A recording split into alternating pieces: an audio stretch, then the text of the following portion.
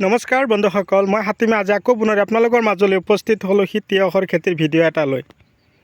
আপোনালোকে স্কিপ নকৰিব, মোৰ ভিডিঅ'টো আৰম্ভণিৰ পৰা শেষলৈকে নিশ্চয় চালে আপোনালোকে তিয়হৰ খেতি কিছুমান সমস্যা আছে, সমস্যাবিলাক আপোনালোকে নিজে আঁতৰাব পাৰিব।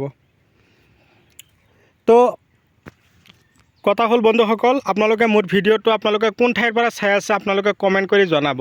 যিমান পাৰে মোৰ ভিডিঅ'টো শ্বেয়াৰ কৰিব। যদি মোৰ চেনেলৰ এতিয়াও নতুন ভিউৱাৰ্ছ হিচাপে আছে তেনেহ'লে মোৰ চেনেলটো ছাবস্ক্ৰাইব কৰি দিব আৰু কাষত থকা বেল ঘণ্টিটো লাহেকৈ বজাই দিব, যাতে এনেকুৱা ধৰণৰ উন্নত জৈৱিক, ৰাসায়নিক আৰু বৈজ্ঞানিক পদ্ধতিমতে কৰা খেতিৰ ভিডিঅ' ন'টিফিকেশ্যন অলৰেডি আপোনালোকৰ মোবাইলত পাইগৈ।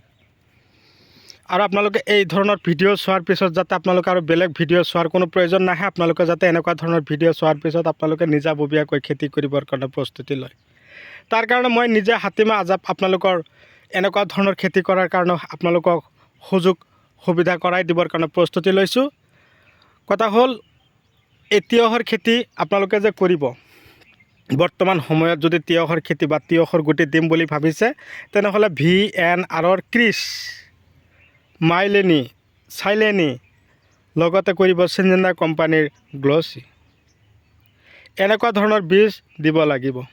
এইটো কেতিয়া দিব লাগিব? মোটামুটি আপোনালোকৰ জানুৱাৰী, ফেব্ৰুৱাৰী, মাৰ্চ, এপ্ৰিল এইকে মাহৰ ভিতৰত যদি আপোনালোকে গুটি দিব বিচাৰিছে তেনেহ'লে আপোনালোকৰ এনেকুৱা ধৰণৰ বীজ আপোনালোকৰ খেতিত দিব লাগিব। কিন্তু গোবৰ সাৰটো অকণমান বেছিকৈ খটাব, ৰাসায়নিক সাৰ দিবই লাগিব, তাৰ লগতে ফাৰ্টিলাইজাৰ আছে, ইনছেক্টিচাইড, ফাংগিচাইড। এতিয়া কথা হ'ল, প্ৰচুৰ পৰিমাণে ফলন ধৰিবৰ কাৰণে আপোনালোকে ব্যৱস্থা মই কৰাই দি আছোঁ। তাৰ আগতে কৈছোঁ, গছৰ পাতবিলাক কোচ খাই যায় যে, তিয়হবিলাক বেকা হৈ যায় আৰু তিয়হবিলাক তিতা হয়। আজি এইকেইটা ট্ৰপিৰ ওপৰত মই আলোচনা কৰিম। তিয়হ তিতা হয়, মেগনেছিয়াম, কেলছিয়ামটো অকণমান বেছিকৈ খটাব। ইউৰিয়া সাৰ তিয়হৰ খেতিত নিদিয়াই ভাল, দিব একেবাৰে কম।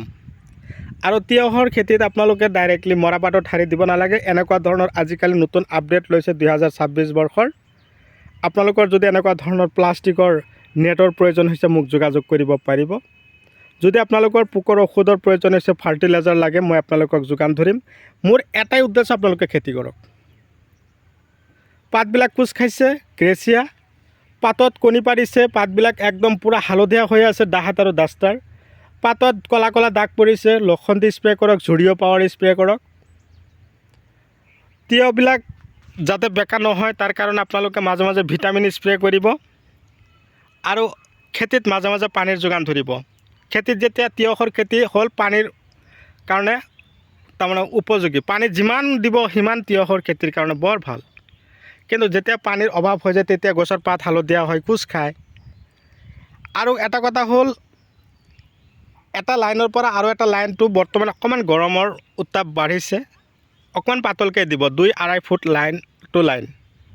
আৰু পলি টু পলি, তাৰমানে এটা গুটিৰ পৰা আৰু এটা গুটি একদম পূৰা 1 ফুট দিব। তেনেহ'লে আপোনালোকৰ গছত ফলনৰ প্ৰডাকশ্যন বৃদ্ধি পাব। এনেকুৱা ধৰণৰ যদি পদ্ধতিমতে কৰিব পাৰে তেনেহ'লে আপোনালোকৰ ফলন বৃদ্ধি হ'বই হ'ব।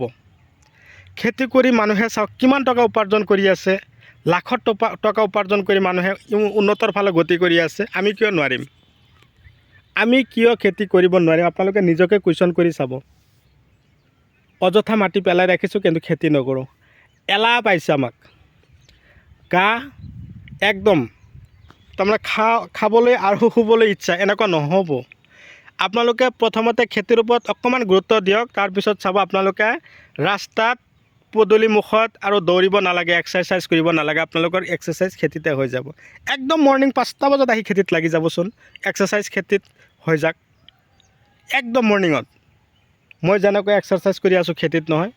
আপোনালোকৰ খেতিত যদি গছ নাই, পুলিবিলাক ডাঙৰ হোৱা নাই, তেনেহ'লে আপোনালোকে কোৰ এটা হাতত ল'ব, খেতিত আহি ধুনীয়াকৈ হাল মাৰিব নালাগে। আপোনালোকে একফালৰ পৰা কোবাই যাব, মাটি ওলট পালট কৰাই দিব, গাটো একদম পূৰা ঘামি যাতে পানী ওলাই যায়। চাবচোন এক্সাৰচাইজ ৰাস্তাত গৈ কৰিব লাগে নেকি? খেতিতে হ'ব। আধা ঘণ্টাৰ ওপৰত যদি কৰিব পাৰে তেনেহ'লে আপোনালোকে ডেইলি, তেনেহ'লে আপোনালোকে চাব আপোনালোকৰ দেহাটো ভাল থাকিব, গাটো ভাল থাকিব। সুস্বাস্থ্য কামনা কৰিলোঁ। তাৰে কামনা লৈ আজিৰ ভিডিঅ' এইখিনিতে সমাপ্ত মাৰিছোঁ। পৰৱৰ্তী ভিডিঅ'ত পুনৰাই লগ পাম। ধন্যবাদ।